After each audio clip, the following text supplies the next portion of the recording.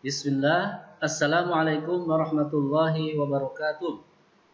Alhamdulillah. Wassalatu wassalamu ala rasulillah wa ala alihi wa sahbihi wa mawala. Allahumma salli ala Muhammad wa ala ali Muhammad. Segala puji dan syukur kita sama-sama panjatkan hadirat Allah subhanahu wa ta'ala, yang mana pada hari ini alhamdulillah kita bisa bersama-sama dipertemukan kembali oleh Allah Subhanahu wa taala dalam jaringan, yaitu belajar dalam jaringan atau secara online. Salawat dan salam senantiasa tercurahkan teruntuk baginda Rasulullah Muhammad sallallahu alaihi wasallam. Allahumma shalli ala Muhammad wa ala ali Muhammad. Anak-anak Ustaz, siswa kelas 3 Abu Ubaidillah yang dirahmati Allah Subhanahu wa taala. Hari ini kita akan melanjutkan pembelajaran kita di tema 3, dan pada hari ini kita akan memasuki subtema 2, yaitu dengan subjudul wujud benda. Subtema 2 dengan judul wujud benda. Dan pada hari ini kita akan mempelajari pembelajaran 1, 2, dan 3. Namun sebelumnya Ustaz sampaikan tujuan pembelajaran kita pada hari ini, terlebih dahulu supaya kita mengetahui apa sih target yang ingin kita capai untuk pembelajaran hari ini. Tujuan pembelajaran pada hari ini adalah, satu, untuk bahasa Indonesia adalah dengan membaca wacana tentang wujud benda, siswa dapat mengidentifikasi informasi yang terkait dengan wujud benda. 2. Dengan melakukan pengamatan benda, siswa dapat mengelompokkan benda berdasarkan wujudnya. Baik. Kemudian untuk matematika dan mengerjakan latihan soal, siswa dapat mengkonversi satuan kilometer ke meter atau sebaliknya dengan tepat. Dan dengan mengerjakan soal cerita, siswa dapat memecahkan masalah sehari-hari mengenai panjang dengan tepat. Nah, itulah pembelajaran kita atau tujuan pembelajaran kita pada hari ini. Baik, selanjutnya Nanda, pada subtema 2 ini yaitu tentang wujud benda. Pada pembelajaran dulu atau pada subtema 1 kita mempelajari tentang benda. Nah, sekarang wujud benda itu sendiri. Manusia tidak dapat lepas dari benda di sekitarnya. Keberadaan benda mempermudah manusia melaksanakan aktivitasnya. Ada benda yang terbentuk di alam dan ada benda yang dibuat oleh manusia. Jadi ada dua ada yang secara sendirinya dibentuk oleh alam, artinya oleh Allah Subhanahu wa taala sebagai pencipta, dan ada yang diciptakan Allah dengan melalui perantara kreativitas manusia. Itu maksudnya. Jadi tetap yang menciptakan baik yang di alam ataupun yang dibuat oleh manusia, pada dasarnya diciptakan oleh Allah Subhanahu wa taala. Contohnya batu, air, dan pasir merupakan benda yang terbentuk di alam. Ini Jadi tidak ada yang membuat batu, air, dan pasir tapi dia langsung oleh Allah Subhanahu wa taala diciptakan. Mobil, gunting, dan kertas merupakan benda yang dibuat oleh manusia. Membuatnya manusia, tapi pada dasarnya, pada hakikatnya Allah yang menciptakan, manusia hanya berkreasi. Apakah kamu memperhatikan perbedaan dari benda-benda tersebut? Nah, benda dapat dikelompokkan dalam 3 wujud Nah, apa saja itu? Yuk kita pelajari bersama untuk mengetahui apa saja bentuk-bentuk benda itu. Wujud benda. Wujud benda terbagi 3. 1, ada benda padat, 2, benda cair, dan 3, benda berupa gas. Benda padat contohnya adalah seperti emas Emas itu adalah benda padat. Kemudian kursi yang dibuat oleh manusia, dan di sini adalah bebatuan, itu adalah contoh-contoh benda padat.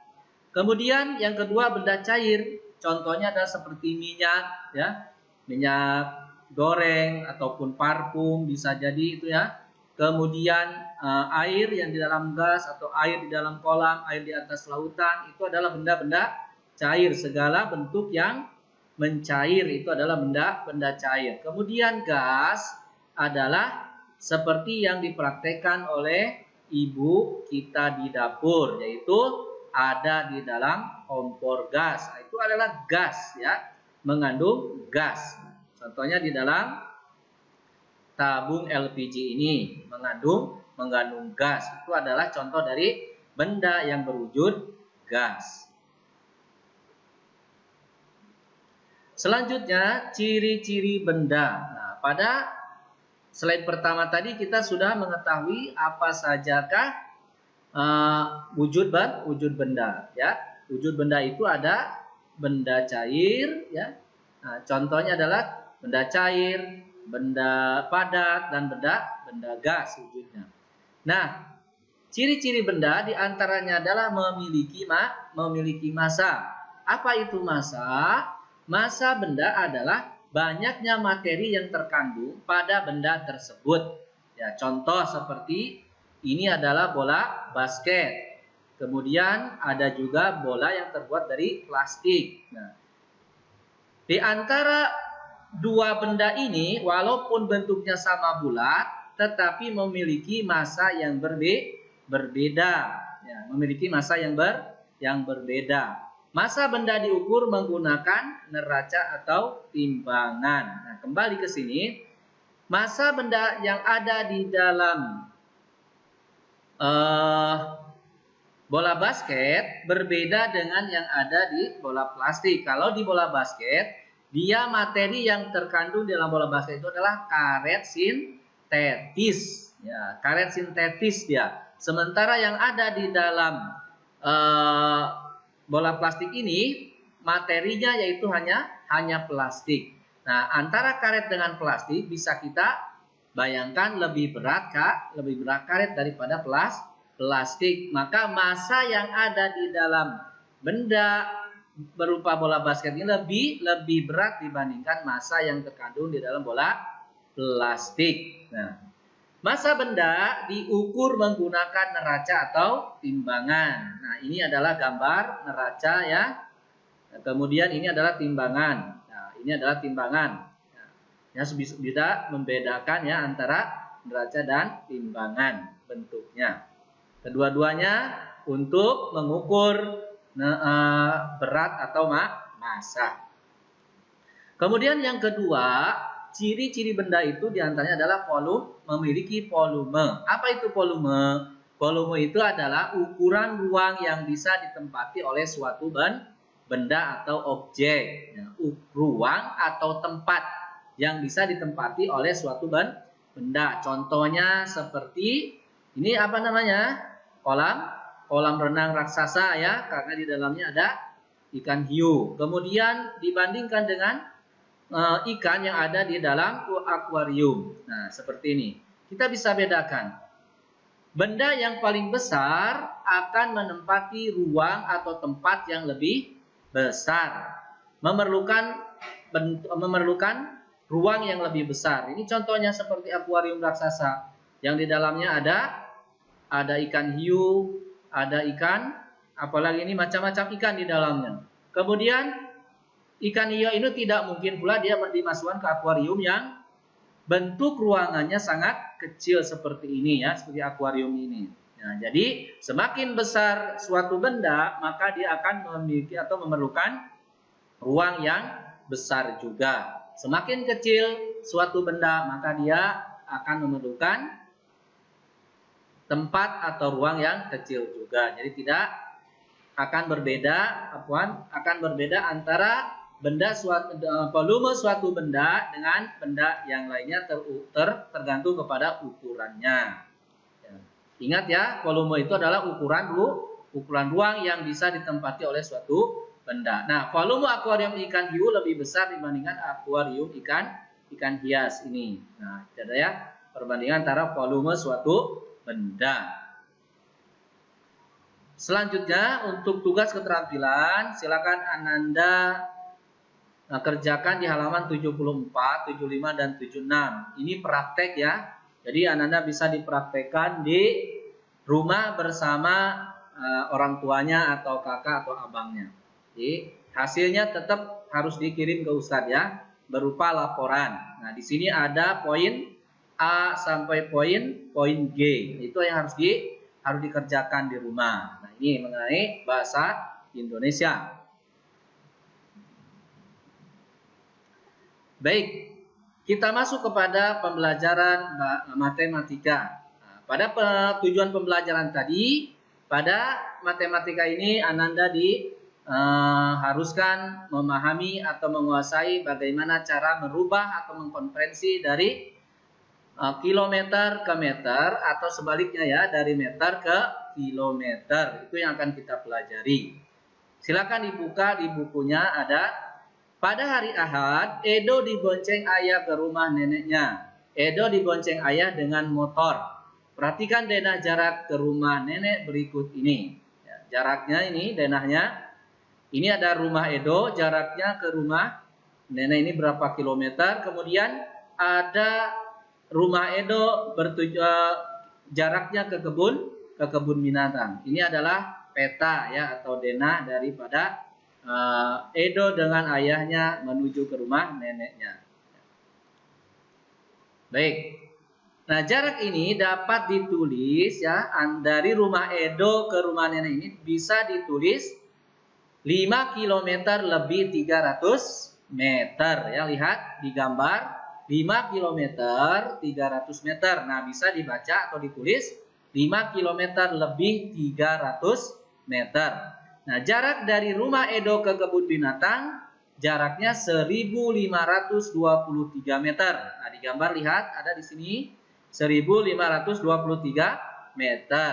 Ingat ya. Nah, satuan kilometer itu ditulis dengan km ya, dan meter itu biasanya ditulis dengan m saja. Adalah satuan untuk menyatakan jarak. Berarti jauh ya, jarak antara jauh atau pendek. Nah, itu adalah satuan yang memperjelaskan tentang jarak kilometer ataupun meter.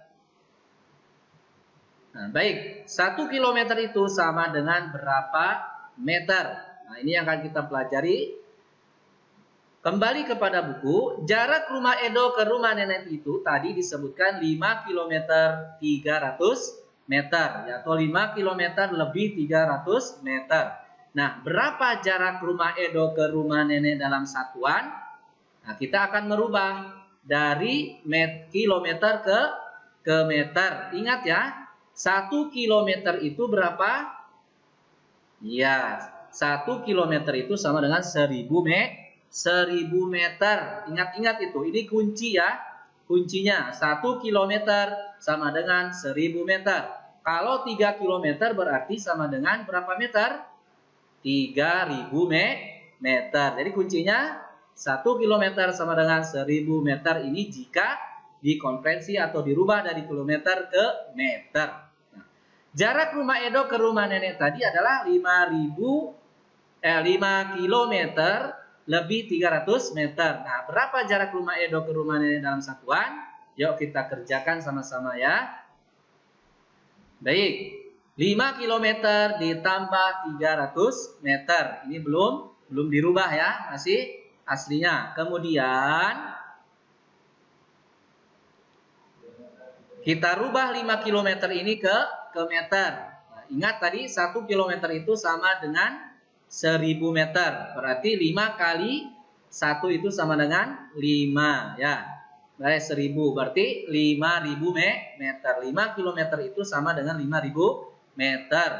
Kemudian 300 meter ya, ini 300 meter. Jadi 5 km ditambah 300 meter itu sama dengan 5000 meter ditambah 300 meter. Itu ya. 5000 meter ya, karena dari kilometer dirubah ke meter itu sama dengan 5000 meter ditambah 300 meter. Hasilnya adalah sama dengan 5300 meter. Nah, ini adalah jarak rumah Edo ke rumah nenek itu adalah 5300 meter. Nah, jadi merubah dari kilometer ke meter karena itu yang diinginkan oleh soal tadi ya. berapa jarak rumah Edo ke rumah nenek dalam satuan meter. Berarti ini yang diminta adalah satuan meter. Kita merubah dari kilometer menjadi 1 meter. Jadi sangat mudah untuk Ananda ya. Pokoknya perhatikan 1 kilometer itu sama dengan 1000 meter. Untuk soal kedua, jarak ke kebunnya Ananda bisa pelajari di halaman 64 ya, di halaman 64. Di sana ada jarak yang ditempuh oleh Edo dari rumahnya menuju ke kebun binatang. Baik. Tugas untuk Ananda, silahkan kerjakan latihan halaman 65. Ini ada petanya ya di halaman 65 tersebut. Ada rumah, pasar, pos, kemudian hospital, rumah Udin dan rumah Siti. Nah, jawablah pertanyaan-pertanyaan ada terdapat di dalam buku. Nah, gitu. Baik, itulah Ananda pelajaran kita hari ini bahasa Indonesia dan matematika. Insya Allah besok atau hari Kamis kita akan lanjutkan dengan pembelajaran di subtema 2, pembelajaran 4, 5, dan 6. Insya Allah. Baik, itulah yang dapat Ustaz sampaikan. Barakallahu fiik. Subhanakallahumma wa bihamdika. Asyhadu an la ilaha illa anta astaghfiruka wa atubu ilaik. Assalamualaikum warahmatullahi wabarakatuh.